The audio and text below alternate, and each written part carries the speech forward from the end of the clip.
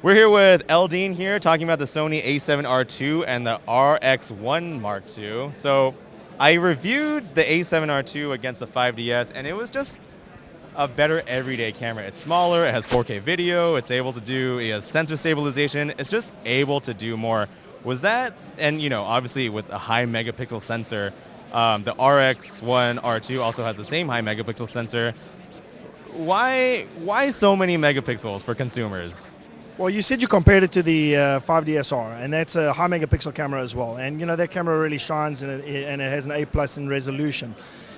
These type of cameras, like the A7R Mark II, the Rx1R Mark II, there's a deep need for high resolution, especially when it comes to folks doing portrait beauty. Landscape photographers obviously love it, and there's really it puts it into a realm of where there's a camera really for every need.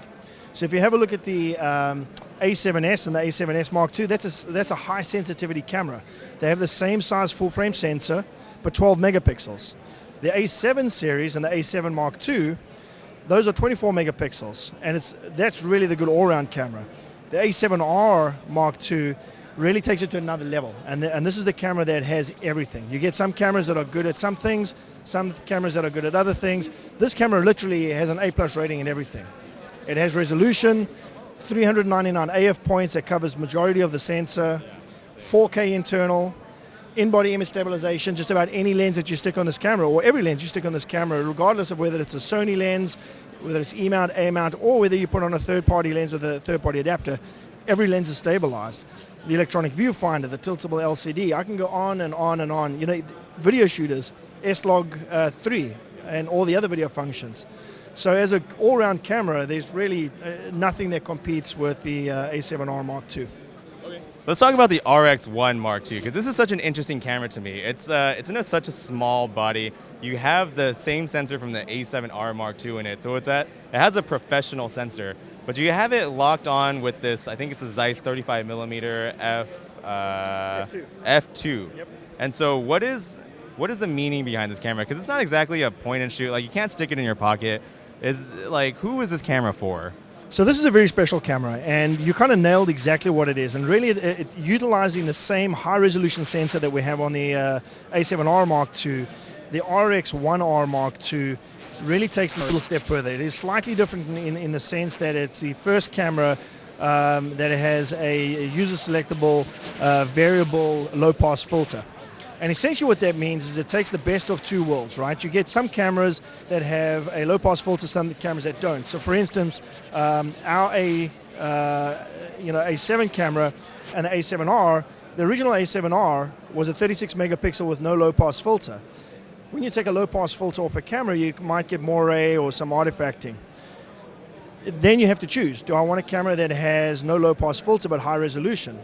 Or you go with the A7, which has a low-pass filter, but it doesn't give you as much resolving power. This camera actually has both.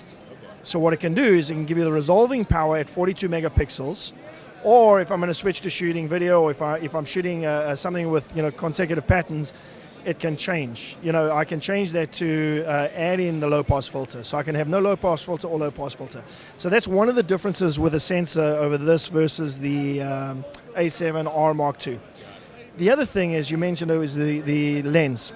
And as you can see, this is an extremely compact lens for a full-frame camera at 35 millimeters. And you compare this to maybe the other Zeiss lens, the 35-1.4, it's much bigger than this lens. That's because the majority of this lens actually sits inside the body. And you'll see on most bodies, that little marking actually marks where the sensor is. And you see this is all the way at the back of the camera. So the sensor is literally sitting right at the back of this camera, which means most of the lens is sitting inside. And this pushes the lens as close to the sensor as you can possibly get it, making this lens combination, the lens and sensor combination, the highest resolution or highest resolving power camera that Sony has ever made, which is really saying something. Right, so this is really for the person who wants the ultimate in resolution and have the flexibility of switching between low-pass filter and no low-pass filter. We're here in the Sony a7S II demo room. It's actually really dark in here. We're actually shooting on a Sony a7S at ISO 128,000. because that's how dark this room is. So Aldine, we have a Sony a7S II right here. Why don't you tell us a little bit more about this camera? Right, so this is obviously the second generation. I'm glad to see you guys shooting on the first generation. We wouldn't be able to do this demo or this interview with any other camera because it really, really is dark in here. And essentially what we're showing off in this room is the amazing performance of the A7S series. Now, as you know, the A7S goes up to 409,600 ISO, which is absolutely incredible. It's on a full frame sensor and has really good performance in low light. What we're demonstrating in here with the Mark II is how much we've actually improved the autofocus and being able to focus in light as low as -4 EV. That's basically a quarter of a candlelight almost, that you can actually, the camera can not only see, but can also focus and track a subject. So the camera to your left that's going forward and backwards on the slider is actually tracking focus in basically no light at all, and it's doing a very good job. So on this side over here, we're also showing just the the clarity of the camera.